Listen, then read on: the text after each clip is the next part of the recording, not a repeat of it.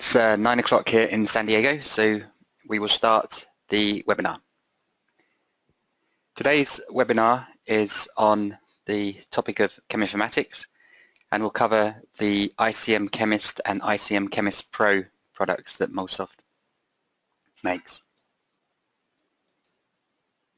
My name is Andrew Ori, and I'm a Senior Research Scientist here at Molsoft. And you can, if you have any questions after the webinar, please feel free to email or call. During the webinar, you can use the text messaging panel on the in the GoToMeeting window, and I'll try to answer your questions maybe at the end or if possible during the actual webinar. If you want to follow Molsoft, you can follow us on Twitter and other social media sites. After the workshop, I will send you a link on how to download, it's actually ICM Chemist you'll get, and I'll send you the link to download that, and then also a video of the webinar so you can follow along. So today's topics, we will be looking at building a Cheminformatics small database of cyclooxygenase 2 inhibitors from a variety of different sources. We will retrieve chemical activity data from the Chembl database for cyclooxygenase 2. We'll then add property data such as log P, solubility, polar surface area to the chemical spreadsheet, which is the same thing as a table, and then analyze that data and build plots. And these plots are fully interactive with the table. So you have a table here, for example, you can select here and vice versa. We'll then move on to the topic of chemical searching using chemical fingerprints and substructure, and we'll also build a combinatorial library using a Markush structure and also via a chemical reaction. All these features are in the ICM Chemist product, and we will touch on atomic property fields, which is a 3D Pharmacophore, and 2D and 3D QSAR, which is in ICM Chemist Pro, but these two topics probably deserve their own webinar on their own, so we'll cover them, but the majority of it's going to be on ICM Chemist.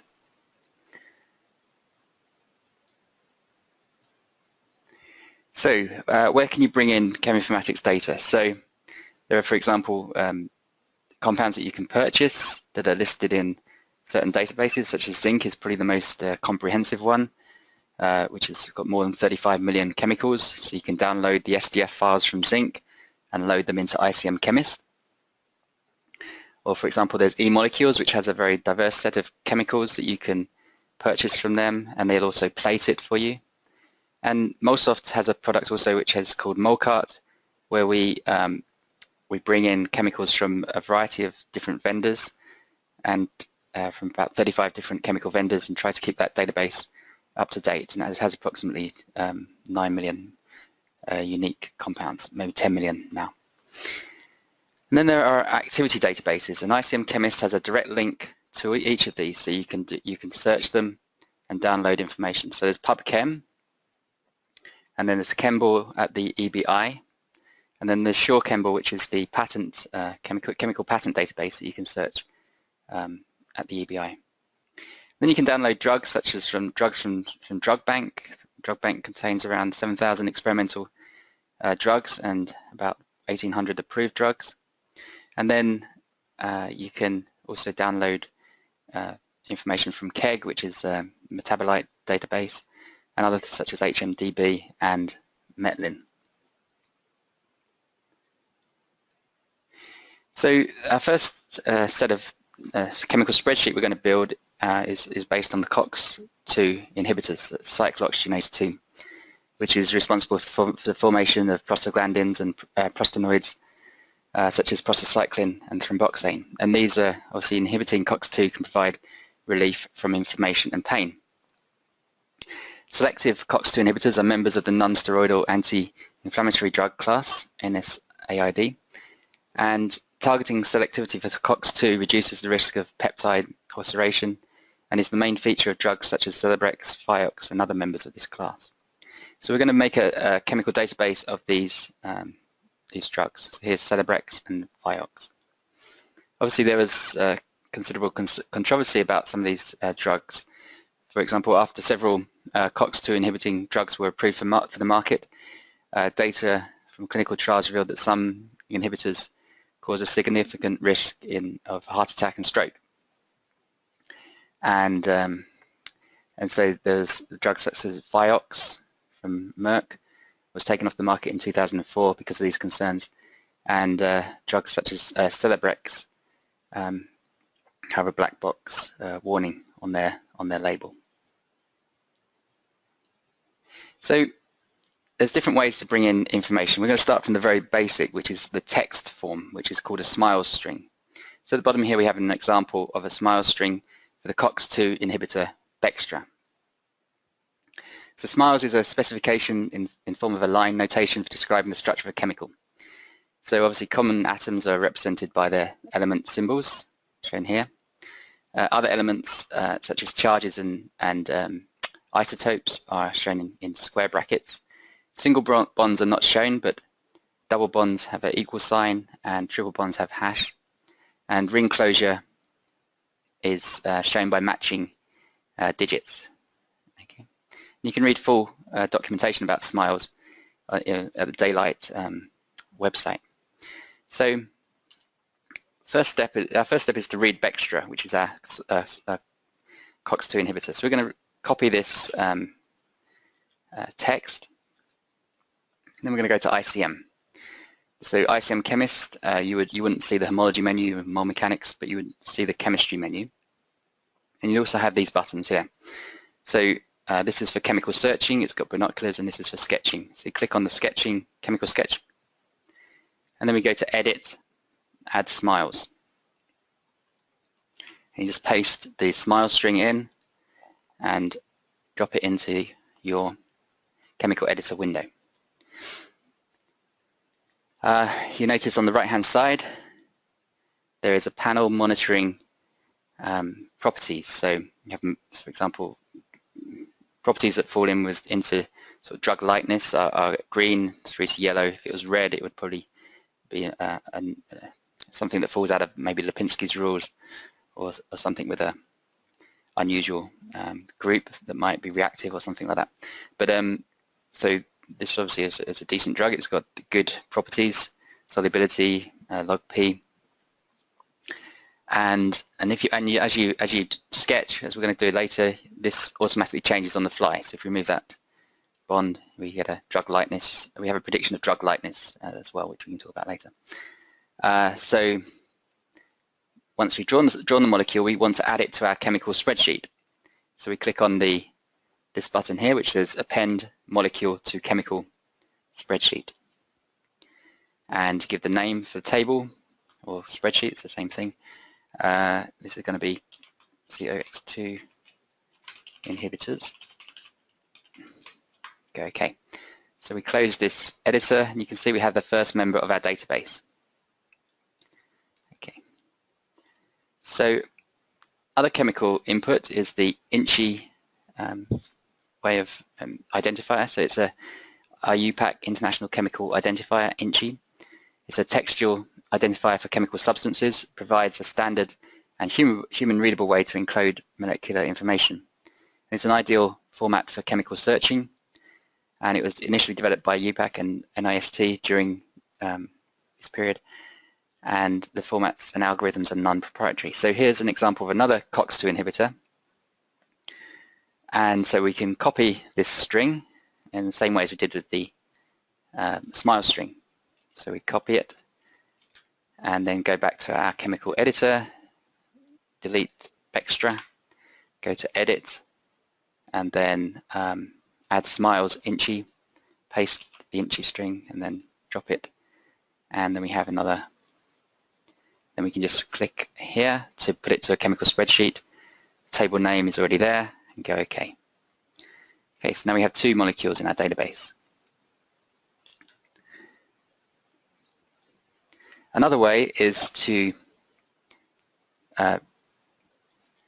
read from a mole file. So mole files have this kind of format, and they're very useful because you can add property sections to them, and you can also join mol files into one big file, and that's called an SDF file. And then if you read in an SDF file into ICM, it becomes an ICM table or spreadsheet automatically. So we're going to read in Vioxx, file, you go file open, and then we have vioxx.mol here. Just go open, and you can see Vioxx here. So it has its separate table because we read it in separately. So we can copy it, select the row just like a regular chemical spreadsheet, and then just go back to our COX-2 inhibitors and paste the row. Yeah. I'm just going to delete this table, we don't need it anymore. Okay, so let's go back to here. So also you can use chemical sketching as well. So just one second. We're going to sketch Celebrex. So I'm going to open the molecular editor. Unfortunately, we still have our previous molecule, which has similar substructure to the Celebrex. So it has a sulfonamide rather than a sulfonyl. So put an N here. You can change the bonds using the bond buttons here. So double bond. You can use the keyboard to change the atoms, and has a 5-membered ring at this position here. So I'm just going to delete these using the eraser. You can see the properties are changing on the fly, and we can add a 5-membered ring here using the templates shown here. Just connect to that bond. You see when you connect, it gets a red connection, and we can just change this here and here, and it has a halogens here, and this is a carbon, and the rings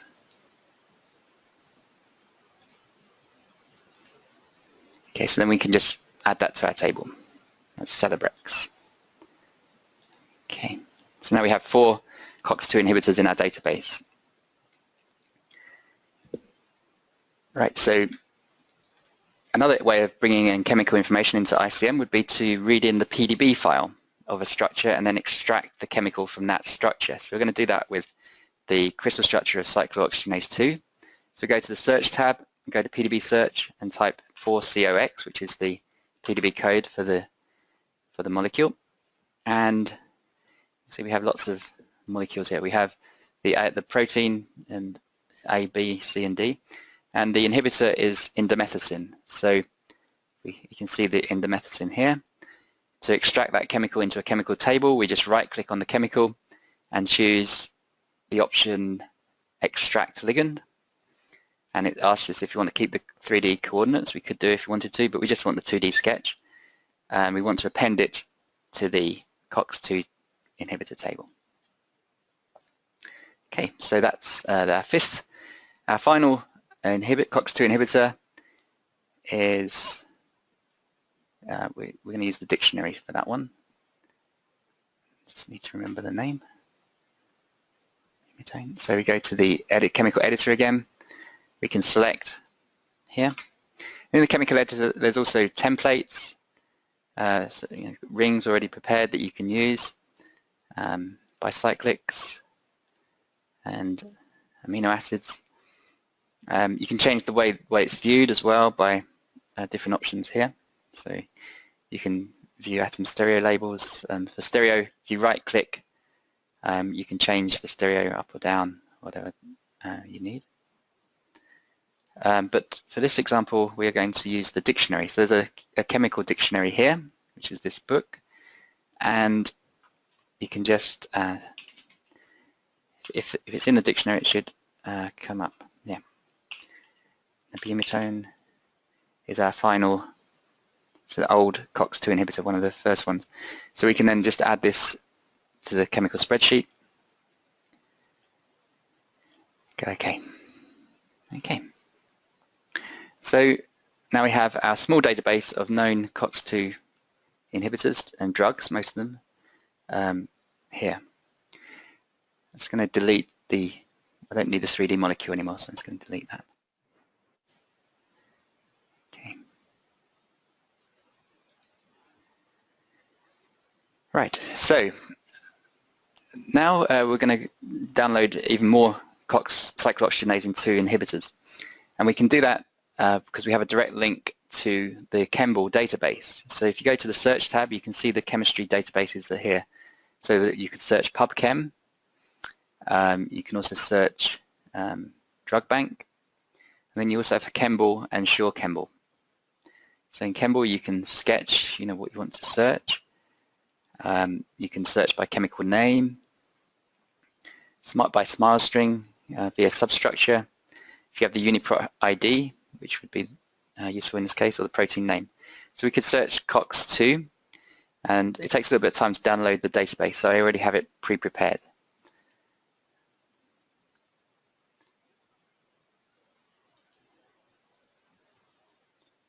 And when you do the search, you will see something like this. So you have the mole column, you have the name, you have the activity column, IC50 values here. Okay. So it would be nice to, we can compare the two tables and maybe find chemicals in the COX hits that we have that have similar substructure or chemical similarity to the known cyclooxygenase 2 drugs in this table. If you just double click on the header, you can actually manually visualize them. But you can see in this table we have, from Chembl, we have over 3,386 recorded inhibitors. So we're going to compare this table with the one we just made, the COX-2 inhibitors. So to do that, we go to Chemistry, and there's an option called Compare Two Sets. And we use this.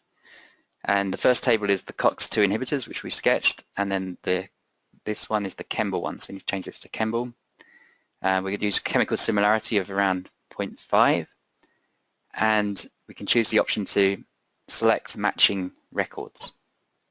So if we click OK, it runs the similarity search, and we see that we have selection. So obviously it's selected all of them in COX-2 inhibitors, and we have a number of selected ones here in the table in blue.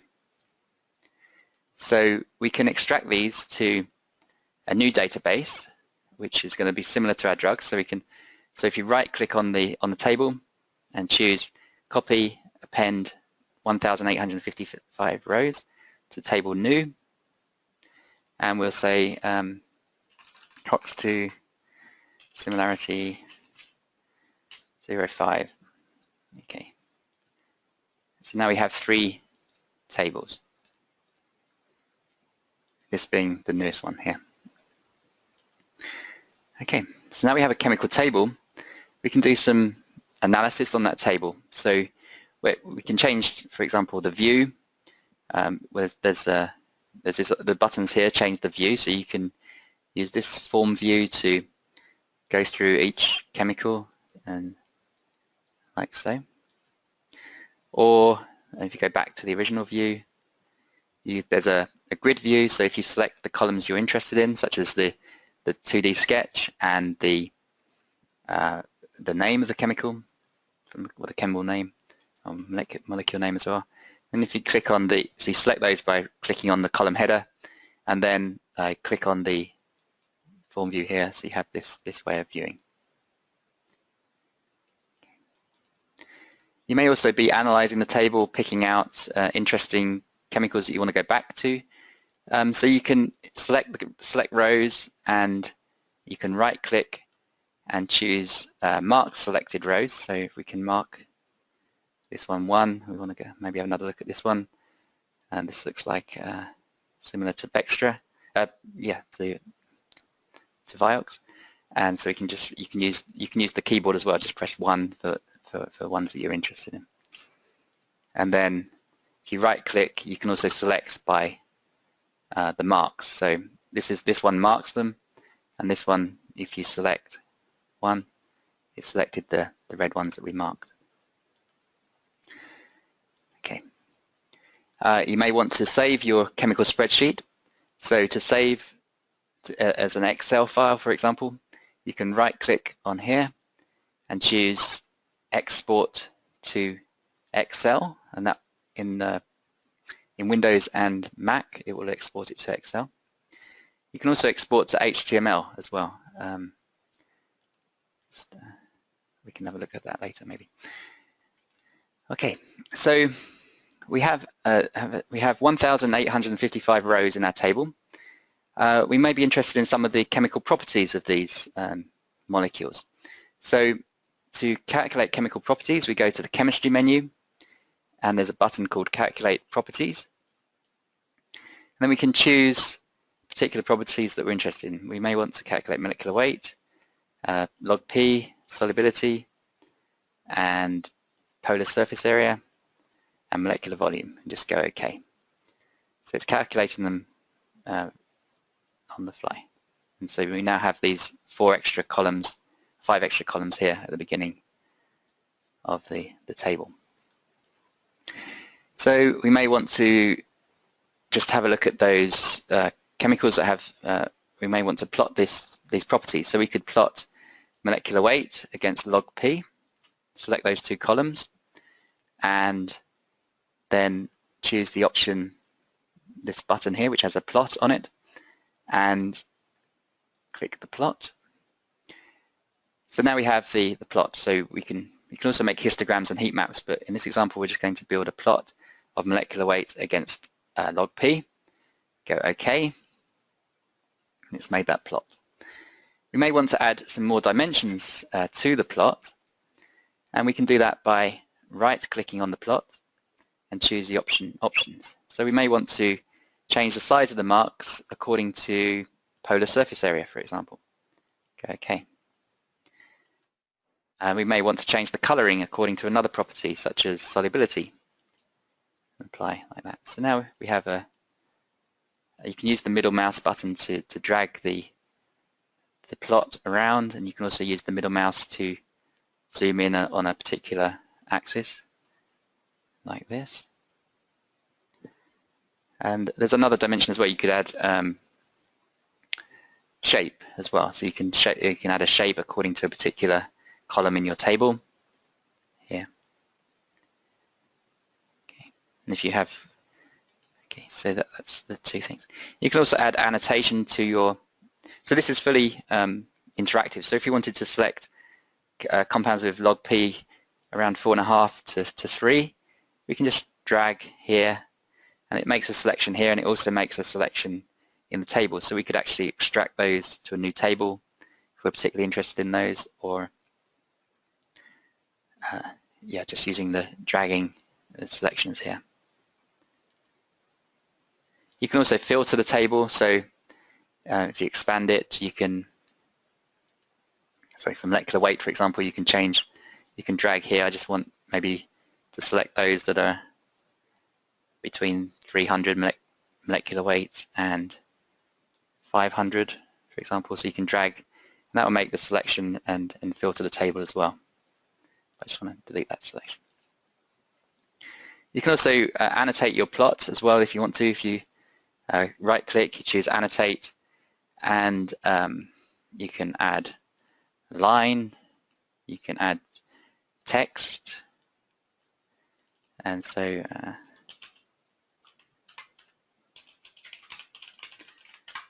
here, and variety of different things here. So you can annotate certain things and delete what you don't want by clicking on delete and then the object. Okay, so this is the chemical table. We may also want to cluster the table in order to find maybe a subset of chemicals that are quite diverse, and we can get a tree. I can show you that. So we click on the tree button here, and it says Run Clustering, And you can cluster anything, but any numerical column, but we'll use the mole, so we're going to cluster by substructure. And so we just go OK. So that's clustered. So we have it. So each tree is coloured according. Each branch is coloured. So the yellow ones are all together. We can change the distance here by dragging, and you can see the colouring changing in the table. So you can select a number of you can select members of a certain branch, or you can select centres of each one. So for example, if you had if these were screening results and you had a score or some activity data, you could say select centres, or you can say select centres by, and you could say minimum. In this example, I don't have a score, but you could say score or minimum activity value. Just go OK, and that selects for each branch that selection.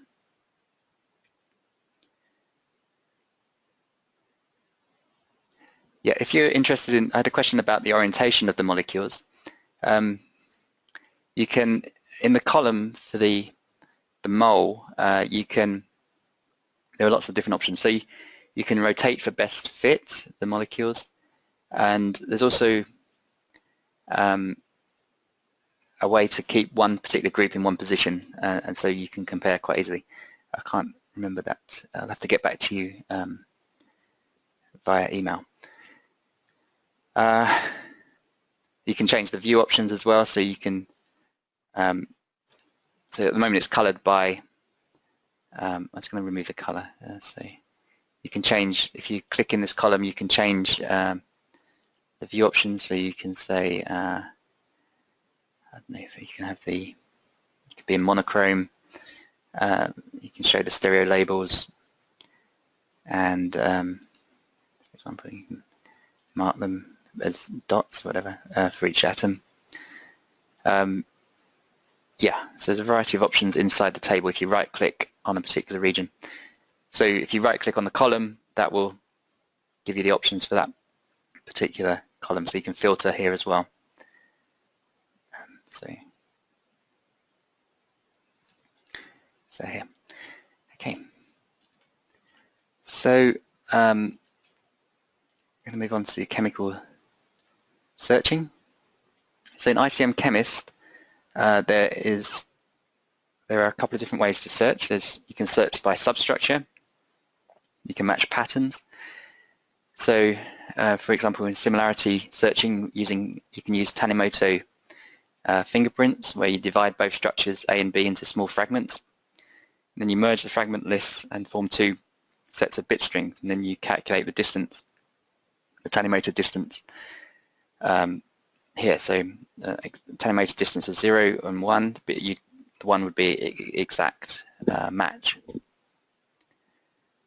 Okay. So it'd be nice to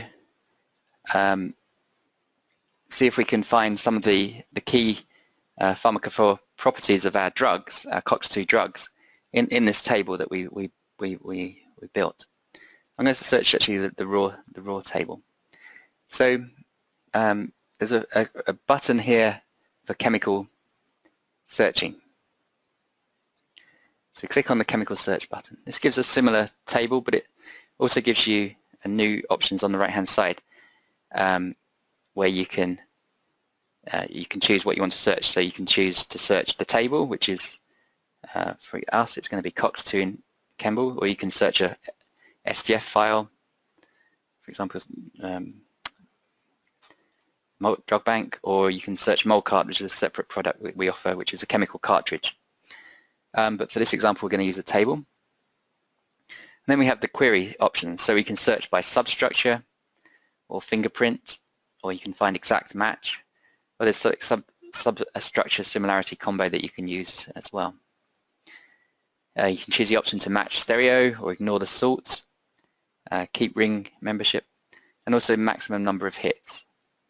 And then this final panel asks you how you want to view the results. So you could just count the number of hits, or select in the table the hits, hide unmatched in the table, or save the results to a file or to another table. So we're going to do that. We're going to save it to a file called result. So we'll start. We noticed in our drugs, COX-2 drugs, that a lot of them had a sulfonamide group. So we will start by sketching something along that line. So we want to try and find the key properties in this data in the Chembl database, the larger one, that have the chemicals that have similar substructure to the drugs that we built earlier on in the webinar.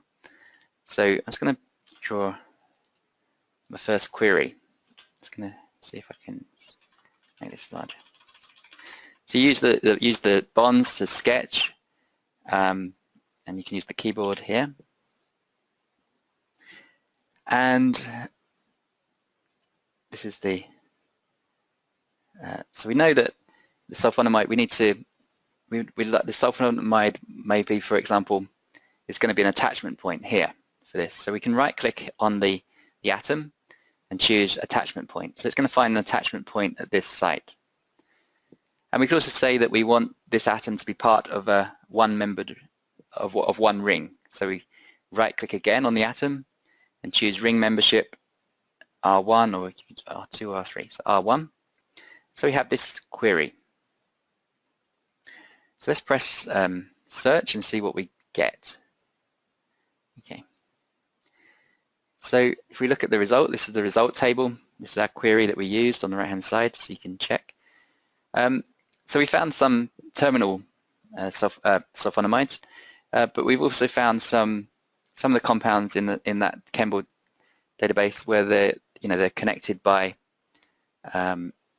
maybe a phenyl and then another phenyl. At least you see a phenyl and then sulfonamide and another ring.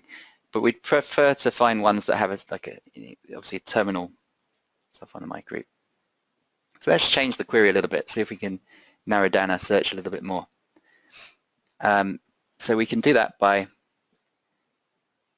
going back to the chemical search button, and we can say on this nitrogen, we don't want this to be connected to anything, so we want it to be as drawn. So we right click on the nitrogen and say connectivity, and you can choose as drawn. You see we have this D1 which represents as drawn. So if we now repeat that search, we can see that we now have only the sulfonamides here on the ends. So we found the terminal ones. Okay. So we also may remember that some of our COX-2 drugs not only had a sulfonamide, but some of them didn't have sulfonamide, they had a sulfonyl. So it'd be nice to maybe change the search to find drugs that have sulfonamides and also sulfonyls. So, for example, this Vioxx has a sulfonyl group. So to do that, we would need to right-click on this option here, and we can say we want to find sulfonamides and sulfonyls. So we need to change this query a little bit. So we right-click on the atom, go down to Custom. You can see that you can add any element list here. So we want to just put a nitrogen, then the comma, carbon. And this will find sulfonyls, sulfonamides and sulfonyls as well. Go OK. So now we have a new query. And now if we press search, we should find sulfonamides and sulfonyls here. Okay. So if we look further down in the list, we should find our drugs that we were sketching before. Like Vioxx and Celebrex should be somewhere in this list. We can also add additional queries here in the panel below. So we can add a condition. I just realized I didn't. Yeah. So you could say I want molecular weight. If we, for example, we need to add some more columns to this, just add chemical properties, molecular weight again, and log P. So we can then we can use the filter here, this filter, as well as here. So we can say add condition molecular weight greater than 200, and add another condition molecular weight less than 500, just for example. So that will use this query as the and this, and you can search that way. Okay. So that covers the chemical searching. There are other options in the chemical search window. So if you right-click on any atom, then you get, so you can change the ring size, the charge, aromaticity, connectivity, and other things here. So close that. Right. So we're moving on to the next section, which is the combinatorial library design. And in ICM, there's two different ways to build your own combinatorial libraries. One would be to use a Markush structure. So you sketch the main substructure, and then you have R1, R2, and R3, and you can have fragments for each one and then build a new library based on that structure. Alternatively, you can sketch the reaction, and so you have your reactants and your products, and build it based on reaction. And once you compose a library, you can also decompose it based on a scaffold. You can generate a structure-activity relationship table, and also there's another method developed by John Van Drie back in 2008, which we include as well, called SALI, method of combinatorial library design, and the paper is listed here. So to do that practically, we have an example. If you load ICM and go to Open Examples, there's called an example called Example Enum, I think it's called. Just 1 second. Yeah. Okay, so here we have, this is making a combinatorial library based on Markush. So to generate this this table, what we did, we went to the editor, we just sketched the molecule, the main substructure, and then where you wanted the R1s, you go to Element and R1, and then you just add it to a table as we did earlier. So that's how we got this Markush structure. And then I've also read in a number of different fragments that we're going to add to. So each one of these has an attachment point, and you can add them to the scaffold. So this is these are the ones we want to try on R1, these are the ones we want to try on R2, and same for R3. So to do this practically in ICM, we go to the chemistry menu, and then there's a button called Combinatorial Chemistry, and we choose the option Enumerate by Scaffold. Okay.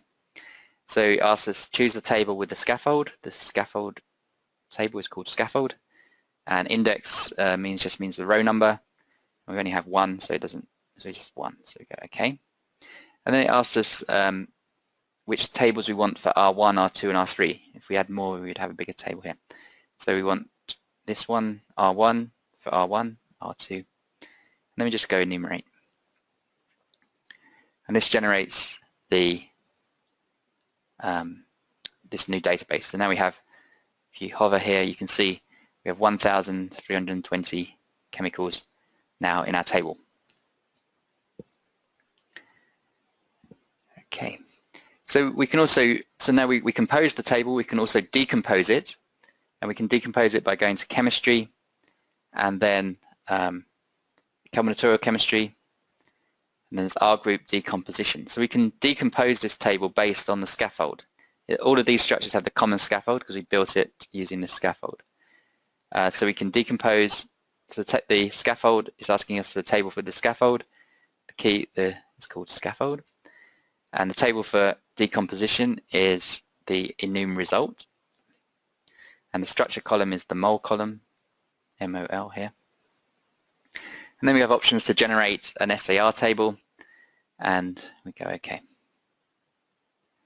Right, so this generates this structure activity relationship table. And you can imagine that if you had another column in your table, such as KD values or IC50s, you can sort the columns, and you can see, you can try and relate which particular group helps your activity of your compound. So it's like a structure activity relationship table. Okay. There's also, as I mentioned, there's also a way to generate a library via a reaction. So you go to example reaction. All these examples are in the ICM distribution, so you can play around with them. So as before, this was sketched using the editor, and there's this arrow separates the reactants with the products. So that's how we sketched this. So we have the reactant 1, which is this one. So this is a similar, and reactant 2, which will be here. Okay. And then to run it, we go to chemistry, combinatorial chemistry, enumerate by reaction. It says choose the table with the reaction. It's this one. The index is 1. There's only one reaction. Go OK. And then the same as before, reactant 1, reactant 2, this table, and then enumerate.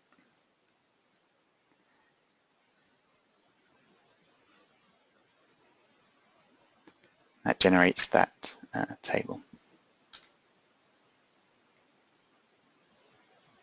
Okay.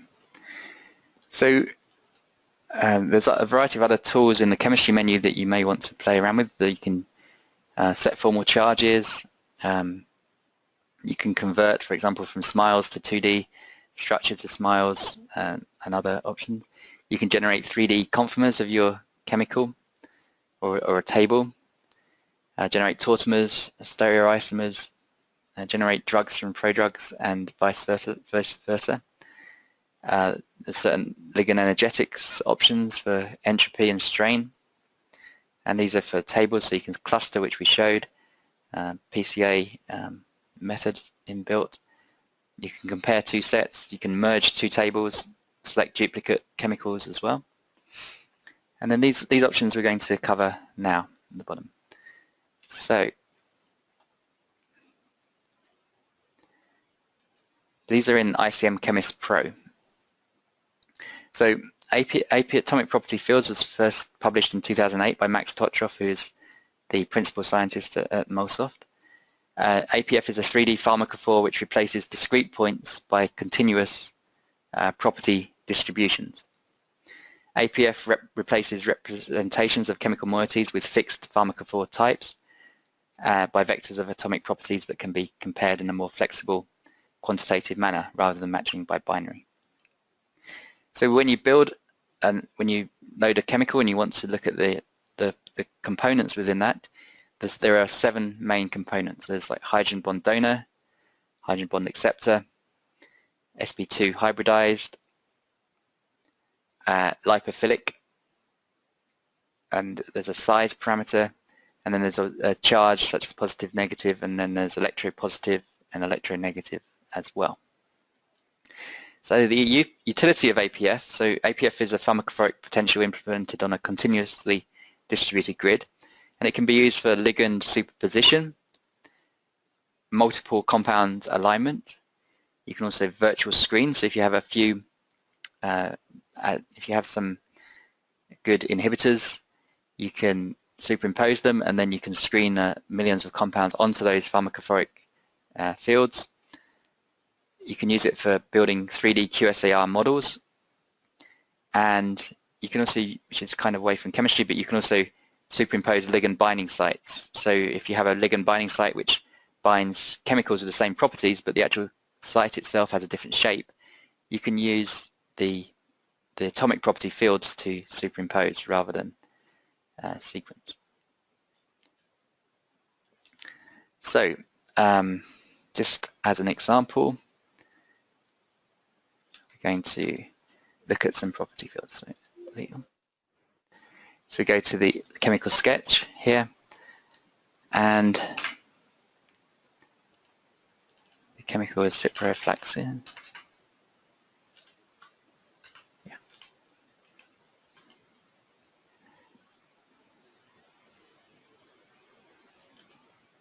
Here, this was the one in the. This was the one shown in these. There's quite a few of the APF components actually in it. So if we convert, for APF we need to convert the 2D sketch to 3D. So we use the Merck molecular force field to do that, and you can do it by clicking on this button here. This will convert it to 3D. So shown here, you can change the display however way you want here. Just wire, coloring, shown here, and we can look at the pharmacophoric, the APF fields for this chemical. Default layout. We just select the molecule by double-clicking on the ICM workspace here, and then we go to chemistry and APF tools, and we can just look at the fields here. So if you were doing virtual screening, you would screen your chemical into these fields, and we can use these for superposition. You can toggle them on and off. So you've got donor, acceptor, lipophilic. We have the negative charge here, as well as the acceptor shown here. So you can also superimpose multiple ones, and then you can dock to the fields of all of them. So these can be superimposed, and you can have more than, you can have 100 maybe superimposed, or 10 or whatever. So just have an example for chemical superposition using atomic property fields. File, and open. Okay, so here we have two HIV reverse transcriptase inhibitors. This one's in 3D, and we want to, in actual fact, both of these inhibitors bind in the same way because they actually have similar pharmacophoric properties. But if you try to, if you look at the substructure of the two, it'd be pretty hard to superimpose them based on substructure. So rather than using the chemical substructure, we're going to use the 3D pharmacophoric fields to do that. And so to do that, we will select one of our HIV reverse transcriptase inhibitors, go to chemistry, and then there's superposition. So you could use common substructure, but we wouldn't get a very good alignment. What we'll use is flexible APF superposition. There's also multiple APFs, so if you had a very large table, you could superimpose. So go to flexible APF superposition. And if we were doing this properly, we would sample the rings with Porter score, sample tautomers if you wanted to, and cis trans, and generate multiple poses. But we don't have. It takes a little bit longer, not that much longer, but just for this webinar, we won't do that. The effort is the length of the simulation, one being reasonable, but we just go OK, and that will run. It ran it in the background very quickly. So it's less than a second really per compound. So it's docked, and we get this table. If we would have a score of how well it fits, and we can see we can superimpose it here. So this is how the pharmacophoric fit, and so it manages to match the two pretty well. And we can compare it to the crystal structure as well. So that's what we're going to do now. I'm just going to rename. This is the one that's docked, 1TL3 docked. So if we go to the search tab and search, this actually is the PDB code 1RT4 for this one. And that's the template, that's the one we docked to. And hopefully it doesn't take too long to load it.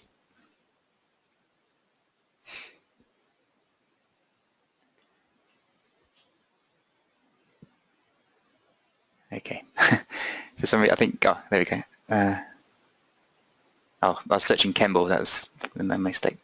Go to PDB search 1RT4, and then PDB search 1TL3.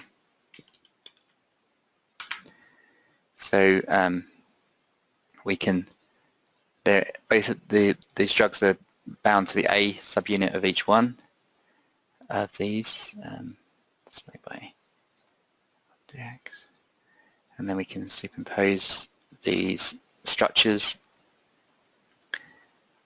Okay, now we can compare the docked 1TL3 ligand from our table, this one, with the one in the PDB. So this is the one in the PDB, and this is the one docked.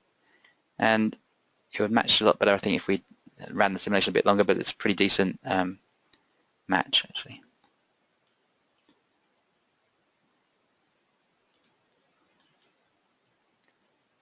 Okay. Right, so finally we're going to move on to QSAR. And for the QSAR, basically you would need a table such as, okay, it's got an example here. So the table we have here, so slowing down for some reason. Here we go. So you would need a table for your training. So for QSAR, for example, here we have a training set. So we have the chemicals in the mole column, and we have the PKD values here. So we could build a model using a variety of different methods. So if we go to chemistry build prediction model, we can use PLS regression. There's other methods such as random forest and other machine learning methods. So if you want to do it by 2D, by substructure, by chemical fingerprint, you go to chemistry build prediction model. But this one is this one we're going to build is a 3D Pharmacophore QSAR model. So we already have the. I'm just going to show you. Okay. So this is our training set, and so they're all superimposed. These are taken from crystal structures, and we have the PKD here. So we're going to relate the pharmacophoric properties to the PKD and build a model that way. So we go to chemistry, APF tools, APF 3D QSAR, and it asks us to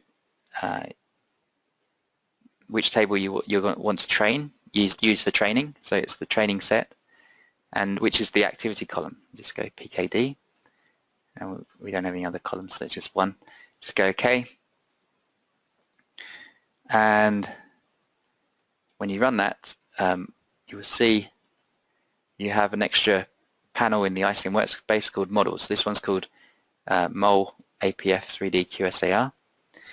And in this table we have for prediction. So we can run our model on this table and predict the PKDs, see if they match.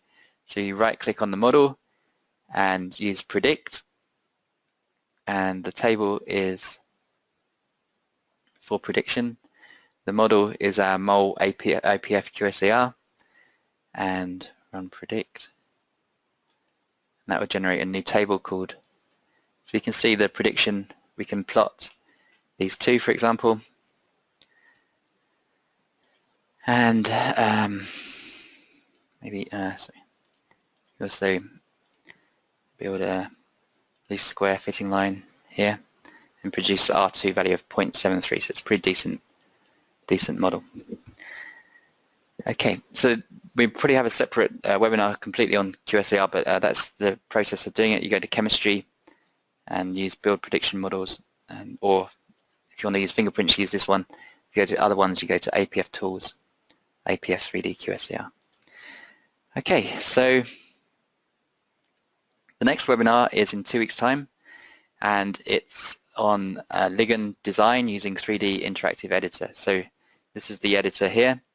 So it's ideal. It's designed really for if you have a lead compound in a binding pocket, you can modify the ligand and immediately see the effect of your modification on the score. So you can redock the ligand quickly.